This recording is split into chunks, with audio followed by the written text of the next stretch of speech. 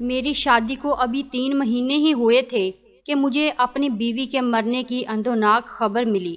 میں تو سوچ بھی نہیں سکتا تھا کہ میری اتنی محبت اور پیار کرنے والی بیوی، جس سے ابھی کھل کر میں اظہار محبت بھی نہ کر سکا تھا، وہ اس دنیا سے اتنی جلدی چلی جائے گی۔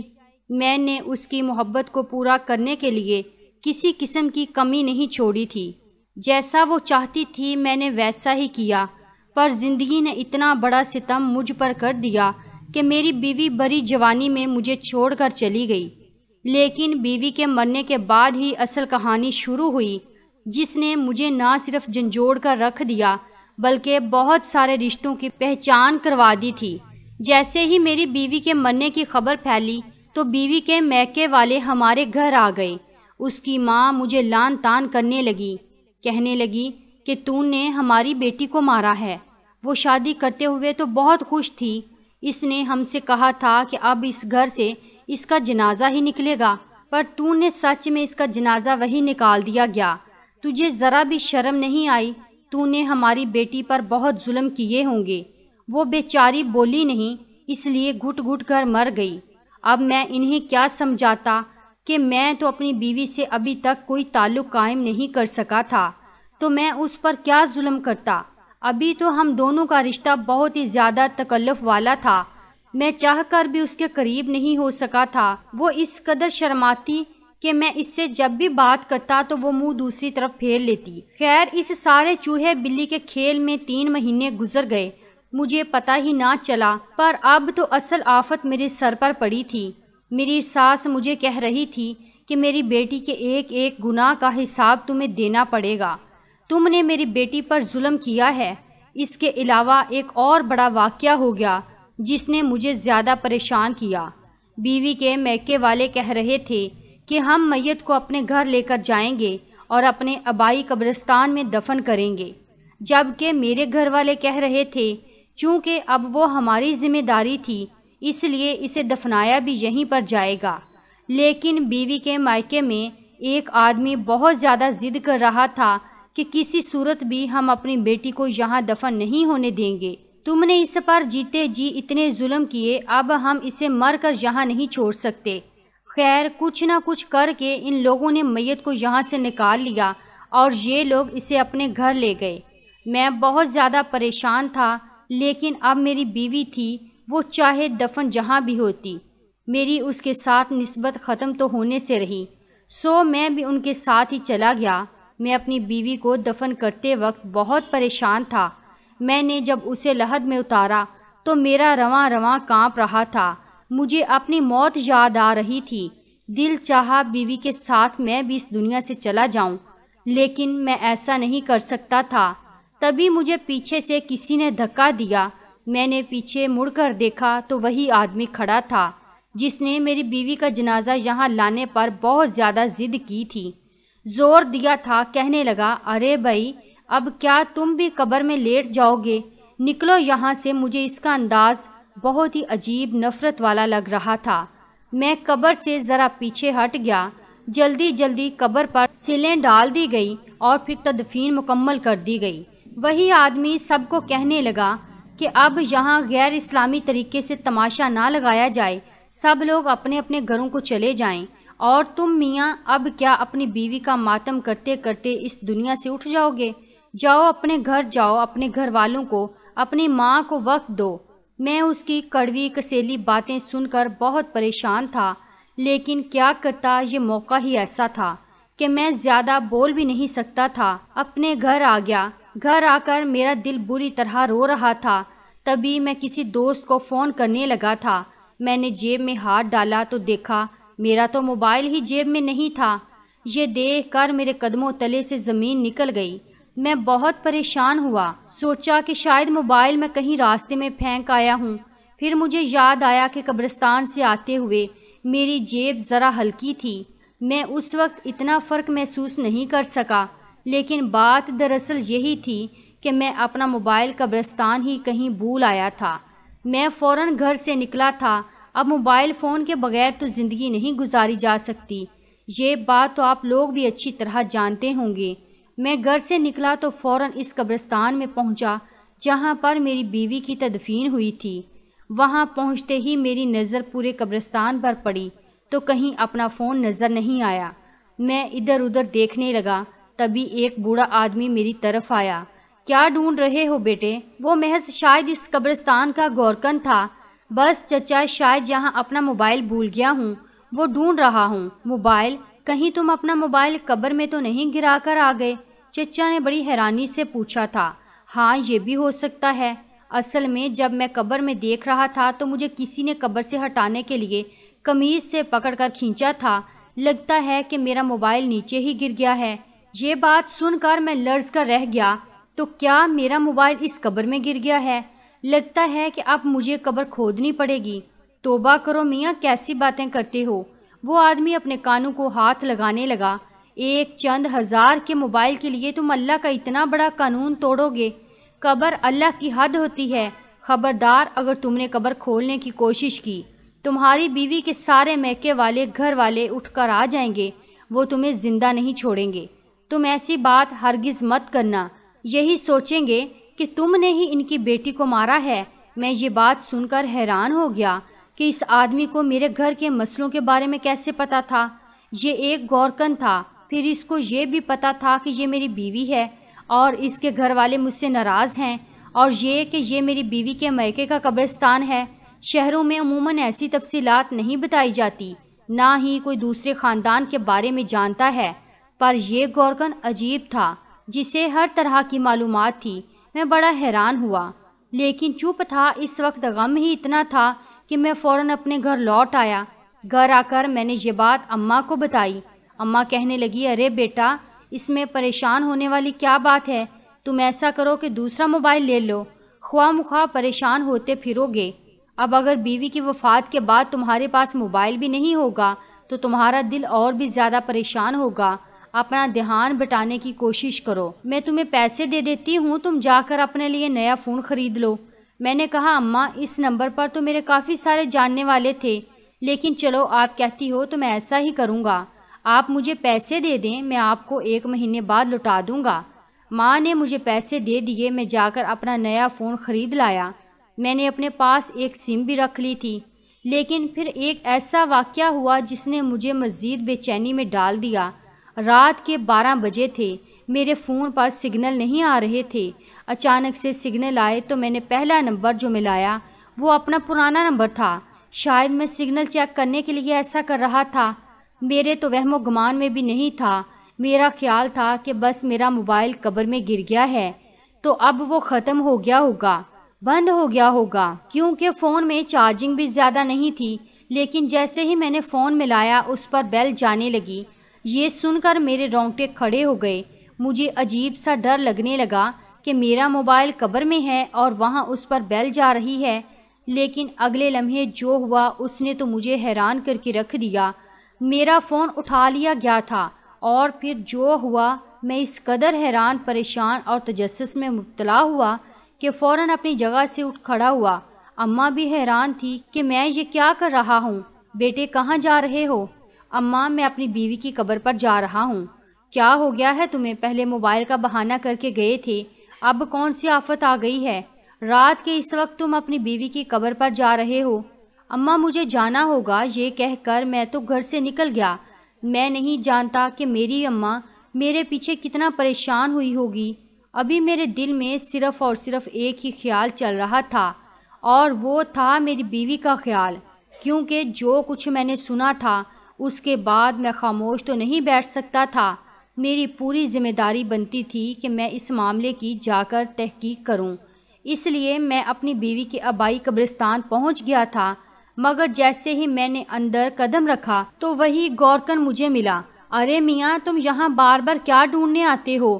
مجھے دیکھ کر وہ غصے سے بولا۔ گورکن میاں، آپ کا کام ہے قبریں کھودنا، آپ اس تک رہیے۔ آپ مجھ سے بار بار سوال کیوں کرتے ہیں کہ میں یہاں آیا کیوں ہوں؟ لیکن میاں، میں تو تم سے ہمدردی کی وجہ سے پوچھ رہا ہوں نا، تمہیں اس قبرستان کا نہیں پتا؟ میں یہاں کا گورکن ہوں تو میں ہی ذمہ داری اٹھاؤں گا نا، اس لیے پوچھ رہا ہوں کہ کوئی مسئلہ ہے تو مجھے بتاؤ، میں حل کر دیتا ہوں۔ میں نے گورکن کو بھی ساری بات بتا دی تھی۔ یہ سنتے ہی اس کے چہرے پر ایک رنگ آیا اور ایک گزر گیا۔ اچھا، میں اس معاملے کے بارے میں کچھ نہیں جانتا بیٹا، لیکن ایک بات ضرور کہوں گا کہ اس کا تعلق تمہاری بیوی سے ہے، تمہاری بیوی کی قبر سے نہیں، اور تم اپنی بیوی کے گھر والوں سے جا کر اس بات کا پتہ معلوم کرو، تمہیں خود ہی سمجھ آ جائے گی۔ میں کچھ بولوں گا تو وہ خیانت ہو جائے گی، اس لیے میں خود کو گنہگار نہیں کرنا چاہتا، تم خود جا کر معلوم کرو۔ عقل مند کے لیے اشارہ ہی کافی ہوتا ہے۔ میں گورکن کی بات سن کر سمجھ گیا تھا کہ وہ مجھے پوری بات نہیں بتانا چاہتا، شاید کہ اس نے میری بیوی کے گھر والوں سے کوئی رقم وصول کی ہوگی یا کوئی اور وجہ ہوگی جس کی وجہ سے وہ پوری بات مجھے نہیں بتا پا رہا تھا۔ میں اپنی بیوی کے قبرستان سے ہو کر اس کے گھر پہنچ گیا، لیکن میں نے گھر کے دروازے پر دستک نہیں دی بلکہ یوں ہی گھر میں داخل ہو گیا۔ میں نے دیکھا وہ سب لوگ ایک کمرے میں بیٹھے باتیں کر رہے تھے۔ گھر کا باہر والا حصہ بالکل خالی تھا، وہاں کوئی بھی نہیں تھا، اس لیے میں چلتا ہوا اس کمرے کے قریب پہنچ گیا جہاں بیٹھ کر وہ لوگ باتیں کر رہے تھے۔ میں نے دیکھا ان سب کے چہروں پر بے پناہ غصہ تھا، لگتا تھا جیسے کہ وہ ابھی اٹھ کر مجھے مارنا شروع کر دیں گے۔ وہ بات کر رہے تھے میری بیوی ہی کے بارے میں، لیکن سمجھ نہیں آ رہا تھا کہ وہ میری بیوی پر غصہ کیوں کر رہے ہیں۔ تبھی میرا ایک ہاتھ ایک پیالے پر لگا، وہ پیالی گر کر ٹوٹی تو سب لوگوں کی توجہ میرے اوپر آ گئی۔ وہ لوگ مجھے یوں دیکھنے لگے جیسے میں نے اس گھر میں چوری کر لی ہو۔ بیٹا، تم یہاں کیسے اور کب آئے تھے؟ میری ساس نے مجھ سے پوچھا۔ اماں جی، میں آپ کو ایک بات بتانے کے لیے آیا ہوں۔ میں نے اپنی ساس کی طرف امید بھری نظر ڈالی۔ ہاں بیٹا، آؤ آؤ، ہمیں تمہارا انتظار تھا۔ میرا انتظار؟ مگر وہ کیوں؟ میں نے اپنی ساس سے پوچھا۔ بس بیٹا، حالات ہی کچھ ایسے ہیں کہ کیا کریں، تمہیں تو پتہ ہے کہ ہم ایک معمولی سے خاندان سے تعلق رکھتے ہیں۔ میرا بانجا کل سے گھر نہیں آ رہا، وہ ایسا غائب ہوا ہے کہ میری بہن بھی پریشان ہو گئی ہے، کہتی ہے کہ اپنے داماد سے کہہ کر میرے بانجے کو کہیں سے ڈھونڈ دو ورنہ میں مر جاؤں گی۔ میرا ایک ہی جوان بیٹا تھا، اگر وہ بھی نہ رہا تو میں کیا کروں گی؟ تم جانتے ہو نا کہ کئی عرصے سے ہماری ان کے ساتھ ناراضگی چل رہی ہے، لیکن اب اس موقع پر ہم دونوں خاندان ایک دوسرے کے بے حد قریب ہو گئے ہیں۔ میں یہ سن کر اپنا غم بھول گیا۔ اچھا ماں جی، میں آپ کا کام کروا دوں گا، لیکن میں آپ کو اپنا مسئلہ بتانے آیا ہوں۔ بیٹے، مسئلے تو چلتے ہی رہتے ہیں۔ میری ساس نے میری بات کو یکسر نظر انداز کر دیا تھا۔ لیکن تم پہلے میرا کام کر دو، اس کے بعد تم جو کہو گے میں وہی کروں گی۔ میں نے اپنی ساس سے بحث کرنا مناسب نہیں سمجھا۔ وہاں سے ایک اور ذمہ داری لے کر واپس اپنے گھر آ گیا تھا۔ میں اپنی بیوی کی قبر کھولنا چاہتا تھا کہ میں اس کی قبر کھول کر اپنی تسلی کر لوں ایک بار، کیونکہ جو کچھ میں نے سنا تھا اور جانتا تھا، اس کے بعد میرا دل بہت عجیب سا ہو گیا تھا۔ میں چاہتا تھا کہ میں اپنی بیوی کی قبر کھولوں، قبر کشائی کروں، لیکن کوئی بھی مجھے اس بات کی اجازت نہیں دے رہا تھا، نہ میری کوئی بات پر یقین کر رہا تھا۔ اس لیے میں نے سوچ لیا تھا کہ جو کچھ کروں گا میں خود ہی کروں گا۔ رات کے 2 بجے میں نے قبرستان میں جانے کا فیصلہ کر لیا تھا۔ اب مجھے اپنی بیوی کی قبر کھولنا بہت ضروری لگ رہا تھا۔ 2 بجے گھر کے سب لوگ سو چکے تھے۔ میں جانتا تھا کہ وہ گورکن جو بار بار مجھے منع کر رہا تھا، وہ بھی اس وقت نہیں جاگ رہا ہوگا۔ اس کو تو لگتا ہوگا کہ اب میں تھک ہار کر چپ بیٹھ جاؤں گا، پر میں جب چپ بیٹھنے والوں میں سے نہیں تھا۔ اتنی بڑی بات ہو گئی تھی، میں کیسے خاموش رہتا۔ میں نے جا کر سارا انتظام مکمل کیا اور تقریباً 2:30 بجے قبر کھولنا شروع کر دی۔ مجھے اس بات کی حیرت نہیں ہوئی تھی کہ قبر کی مٹی کافی نرم تھی، ایسے لگتا تھا جیسے قبر کو کچھ دیر پہلے ہی بند کیا گیا ہو۔ میں نے جلدی مٹی ہٹائی تو پتھر کی سلوں کو ہٹانے میں مجھے 5 سے زیادہ منٹ کا وقت نہیں لگا۔ میں اس وقت اتنے جوش میں اور ولولے میں تھا کہ میں بڑے سے بڑا پہاڑ بھی اکھاڑ سکتا تھا۔ جب میں نے پتھر کی سلیں ہٹائی تو ایک اور حیرت کا جھٹکا مجھے لگا تھا۔ سامنے کا منظر دیکھ کر میرے پسینے چھوٹ گئے تھے، ٹھنڈے پسینے میرے چہرے پر آ رہے تھے، اور میں اس قدر پریشان تھا کہ سمجھ نہیں آئی تھی کہ کیا کروں، ہنسوں، روؤں یا پھر اپنی بیوی کا ماتم مناؤں، کیونکہ سامنے قبر خالی تھی۔ قبر میں نہ میری بیوی تھی، نہ اس کا کفن تھا، اور نہ ہی میرا موبائل فون تھا۔ میں تو اپنا فون ڈھونڈنے آیا تھا، پر ایک نیا قصہ کھل گیا تھا۔ دراصل جب میں نے اپنا فون کان سے لگایا تھا تو کسی نے میرے کال اٹھائی تھی۔ اس بات سے مجھے لگا جیسے میرا فون قبر میں نہیں رہا بلکہ میرا فون کوئی چوری کر کے لے گیا ہے۔ لیکن جب میں نے اگلی بات سنی تھی وہاں سے میرا اصل تجسس جاگا تھا۔ کچھ دیر ہواؤں کے جکڑ کی آواز ہوتی ہے، ایسی آواز آتی رہی اور پھر میرے کانوں میں ایک آواز پڑی کہ میری بیوی سخت عذاب میں ہے اور جب تک اس کے نام کا قرض ادا نہیں کر دیا جاتا تب تک وہ یوں ہی تڑپتی ہی رہے گی۔ شاید میں یہ بات سن کر بیوقوف بن بھی جاتا، لیکن میں یہ سوچنے لگا کہ قبر میں آنے والے فرشتے تو کبھی بھی اردو زبان میں بات نہیں کر سکتے، وہ تو سنا ہے عربی میں بات کرتے ہیں، اور پھر ایسے کیسے ہو سکتا ہے کہ ایک فرشتے کی آواز مجھے فون پر سنائی دے؟ یہ چیز کوئی ڈرامہ یا پھر جھوٹ لگتی تھی، ایسا حقیقت میں ہو ہی نہیں سکتا۔ بہت سارے لوگوں نے قبر میں کیمرہ اور مائک رکھنے کی کوشش کی ہے، پر آج تک کسی فرشتے کی آواز کسی انسان کے کانوں میں نہیں پڑ سکی۔ یہ اللہ کے راز ہیں اور یہ اللہ ہی جانتا ہے۔ ایسا ہو ہی نہیں سکتا کہ کسی قبرستان میں سے فرشتے کی آواز کو انسان سن سکے۔ بس تبھی سے مجھے شک پڑ گیا تھا اور میں نے بیوی کی قبر کھودنے کی ٹھان لی تھی۔ پھر جب میں نے قبر کھودی وہاں پر مجھے کچھ بھی نہیں ملا۔ اب میں اپنی بیوی کے گھر والوں کے پاس چلا گیا۔ میں نے کہا کہ آپ کی بیٹی کی قبر میں نے کھودی ہے پر میری بیوی وہاں نہیں ہے۔ میرے سسرال والے مجھ پر غصہ کرنے لگے کہ مجھے یہ بے حرمتی کرنے کو کس نے کہا تھا۔ میری بیوی کے بھائی تو باقاعدہ مجھے مارنے پر تل آئے تھے اور اس قدر کے اونچی آواز میں بات کر رہے تھے کہ اب ان سے ڈر لگنے لگا۔ میں نے کہا کہ آپ کو یہ سب نہیں کہنا چاہیے، میں تو کبھی بھی اپنی بیوی کے لیے برا سوچ ہی نہیں سکتا تھا، اور یہ بات ان لوگوں کو کون سمجھائے؟ ان کو تو میں نہ جانے قصائی ظالم اور جلاد لگ رہا تھا۔ میں نے اپنی بیوی کے گھر والوں سے زیادہ بحث کرنا مناسب نہیں سمجھا، کیونکہ وہ تو لڑنے جھگڑنے پر مر مٹنے پر تیار ہو گئے تھے، اور ایسے لوگوں سے میں کتنی بھی بات کرتا وہ میری بات نہ سنتے۔ وہاں سے نکلا تو سب سے پہلے مجھے اپنی ساس کے بانجے کا خیال آیا، جس کے بارے میں انہوں نے مجھے ڈھونڈنے کا کہا تھا۔ باقی سب کام چھوڑ کر اب میں بھی اسے ہی ڈھونڈنا چاہتا تھا، کیونکہ مجھے اپنی بیوی کے اس کزن پر بہت زیادہ شک تھا۔ وہ بھی اس دن گھر سے غائب ہوا تھا جس دن میری بیوی فوت ہوئی تھی۔ خیر میں پوچھتا پچھاتا وہاں کے اکلوتے بس اڈے پر پہنچا۔ وہاں جا کر میں نے اپنی ساس کے بانجے کے بارے میں بتایا۔ مجھے وہاں کہیں ایک لوکل آدمی نے یہ معلومات دی کہ وہ صبح صبح ہی ڈسکا کے لیے نکلا ہے۔ یہ بات میرے لیے زیادہ حیران کن نہیں تھی۔ میں اس کا پتہ ڈھونڈتے ڈھونڈتے اس تک کیسے پہنچا یہ ایک الگ کہانی ہے، پر وہ ایک چھوٹی سی تنگ گلی میں کرائے کے مکان میں رہتا تھا، اور آج اسے ڈھونڈتے ہوئے مجھے 1 ہفتہ ہو چکا تھا۔ ہفتے کے بعد جب میں اس تنگ گلی میں اس کے گھر کے دروازے پر دستک دینے کے لیے گیا تو میرے دل میں تمام سوالوں کے جواب پہلے سے موجود تھے، اور کچھ سوال میرے ذہن میں اٹھ بھی رہے تھے۔ میں وہ سب اس سے پوچھنا چاہتا تھا۔ جیسے ہی دروازہ کھلا میں نے دیکھا کہ سامنے کوئی اور نہیں بلکہ میری اپنی بیوی کھڑی ہے۔ میں تو کسی اور کو ڈھونڈنے یہاں آیا تھا۔ مجھے دیکھتے ہی اس کے چہرے کا ایک رنگ آیا اور ایک گزر گیا۔ وہ بڑی مشکل سے اپنی جان بچا کر پیچھے بھاگنے لگی۔ میں نے اسے بازو سے پکڑا اور گھسیٹنا شروع کر دیا۔ وہ چلانے لگی اور شاید مجھے گلی والوں کے سامنے ایک گنڈا ظاہر کرنا چاہتی تھی۔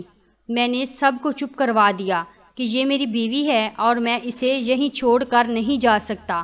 سب لوگ بہت حیران تھے، میری بیوی کے چہرے پر بھی بہت شرمندگی تھی۔ میں نے اسے لا کر گاڑی میں پھینکا اور اسے پوچھا کہ تم یہاں پر کیوں ہو؟ تم تو مر گئی تھی۔ وہ رونے لگی۔ خدا کے لیے مجھے معاف کر دیں، خدا کا نام مت لو، تم نے تو اس کو ناراض کر کے یہ راستہ اختیار کیا ہے، اب بتاؤ کہ تمہیں کیا سزا دوں؟ میری بیوی مجھ سے ہاتھ جوڑ کر معافی مانگنے لگی کہ پہلے ایک بار آپ میری بات سن لیں، پھر میں آپ کو سب کچھ سچ سچ بتاؤں گی۔ اگر تب بھی آپ کو یقین نہ آئے تو آپ جو کہیں گے میں وہی کروں گی۔ میری بیوی نے جب اپنی کہانی سنانا شروع کی تو میں بھی چپ ہو گیا تھا۔ اب میں اسے کیا کہتا، کیا سزا دیتے؟ اس نے بتایا کہ وہ جب سے بڑی ہوئی ہے اس کے گھر میں اس کے خاندان والوں کا آنا جانا لگا رہتا تھا۔ اس کا ایک کزن جو کہ اس کی خالہ کا بھی بیٹا تھا اکثر ان کے گھر آتا جاتا رہتا تھا۔ نذیر کے ساتھ بے تکلفی بڑھی تو ایک دن نذیر نے اسے کہا کہ وہ اسے ماڈلنگ کروانے کے لیے دوسرے شہر لے جائے گا اور وہ خوب پیسہ کمائے گی، مشہور ہو جائے گی اور گھر کی غربت ختم ہو جائے گی۔ وہ بھی اس کی باتوں میں آ گئی، پھر اس کے ساتھ چل پڑی۔ دوسرے شہر جا کر اس نے اسے اپنی ہوس کا نشانہ بنایا اور ساتھ ہی اس کی تصاویر بھی بنائیں۔ جب میری اتنی ساری تصویریں بن گئی تو وہ بیچاری مجبور ہو گئی اور اس کی بات ماننے لگی تھی۔ یہ بات اس کی ماں کو پتہ چلی۔ ماں نے اس کی شادی مجھ سے کر دی، پر اس بانجے نے تو اس کا پیچھا نہیں چھوڑا تھا۔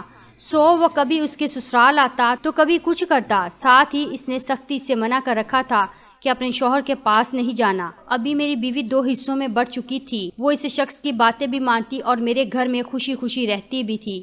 اپنا غم وہ کسی پر ظاہر نہ ہونے دیتی۔ پھر ایک دن اس کے خالہ زاد نے ایک انوکھی فرمائش کر دی کہ تم مرنے کا ناٹک کرو، اس کے بعد میں تمہیں یہاں سے لے کر جاؤں گا، تم میری بیوی بن کر رہو گی۔ اس بے وقوف کو اتنا بھی نہیں پتا تھا کہ ایک شخص کے نکاح میں ہوتے ہوئے دوسرا نکاح نہیں ہو سکتا۔ میری بیوی نے اس کے کہنے کے مطابق ناٹک کیا۔ خدا جانے یہ ناٹک اس نے اتنی کامیابی سے کیسے کیا، پر جیسے ہی میری بیوی کے مرنے کا اعلان ہوا تھا اس کے میکے سے سب لوگ میرے گھر آ گئے تھے، اور شاید اسے دفنانے میں جلدی کرنے کی بھی یہی وجہ تھی کہ وہ آدمی اس سب کے پیچھے کھڑا تھا۔ اس نے سبھی کو پیسے جو کھلائے ہوں گے، اب میری بیوی کو پیسہ کمانے کا ذریعہ بنا چکا تھا اور اس پر بے انتہا ظلم بھی کیا کرتا۔ میری بیوی اپنے خاندان والوں، مجھ سے اور سب لوگوں سے نظر ملانے کے قابل بھی نہ رہی تھی، اسی لیے وہ اس کی باتیں مانتی چلی گئی اور دلدل میں پھنستی چلی گئی۔ اب اس کی زندگی جانوروں سے بھی بدتر ہو چکی تھی۔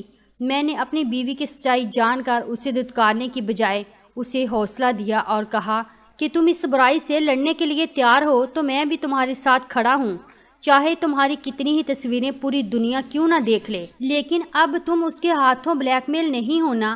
اب میں اس آدمی کو خود بھی دیکھوں گا اور دیکھوں گا کہ یہ قانون کی گرفت سے کیسے بچ سکتا ہے۔ میں اپنے تعلقات استعمال کر کے اس شخص کو کیفر کردار تک پہنچانے کا ارادہ کر چکا تھا۔